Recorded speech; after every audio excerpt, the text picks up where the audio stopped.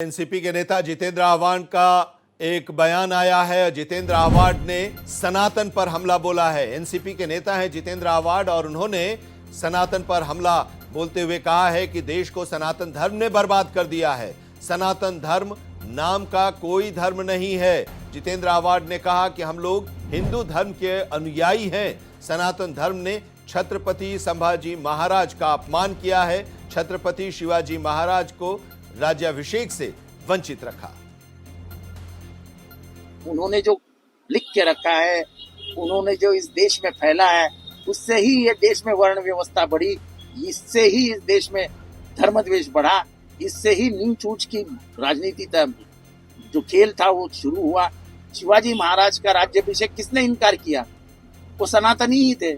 शंभू राजे, छत्रपति संभाजी राजे को सबसे बदनाम किसने किया? सनातनी थे। महात्मा फुले को मारने की कोशिश किसने की? सनातनी थे। सावित्रीबाई फुले को गोबर किसने मारा? सनातनी थे। डॉक्टर अंबेडकर के जैसे बुद्धिमान आदमी को कॉलेज में जाने से किसने रोका? पानी पीने से किसने रोका था? वो सनातनी ही थे। तो सनातनियों को विरोध करना यह हमारा खुद का स्वयं व्यक्तिगत धर्म बनता है। अभिषेक पांडे हमारे संवाददाता मुंबई से हमारे साथ जुड़े हुए हैं। अभिषेक, अब इस तरह के बयान जो आ रहे हैं, जाहिर सी बात है कि अभी मालेगांव की सुनवाई में जो फैसला आया उसके बाद अब ये तूल पकड़ता जा रहा है, लेकिन उसी में ये बयान जो है वो आग में घी का काम जरूर करेगा।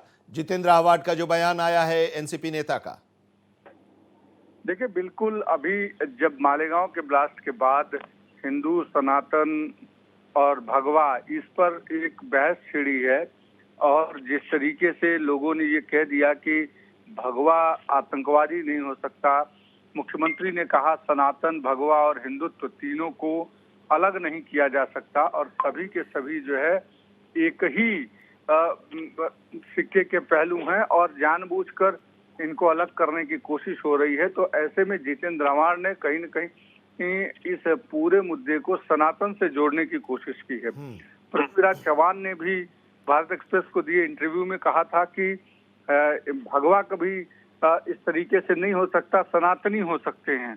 तो सनातन भगवा क्या अलग है क्या? इस पर बहस छिड़ी हुई है और इस दौरान इनका ये बयान ये बताता है कि किस तरीके से ये आने वाले समय में इस मुद्दे को लेकर जाएंगे। हिंदुत्व और भगवा को अलग हटकर अब सनातन पर इनका हमला होगा, जबकि मुख्यमंत्री ने सीधे कहा सनातन, भगवा या हिंदुत्व तीनों एक ही चीज है और इसको अलग नहीं किया जा सकता है। अब इसको लेकर क्या प्रतिक्रिया आई है?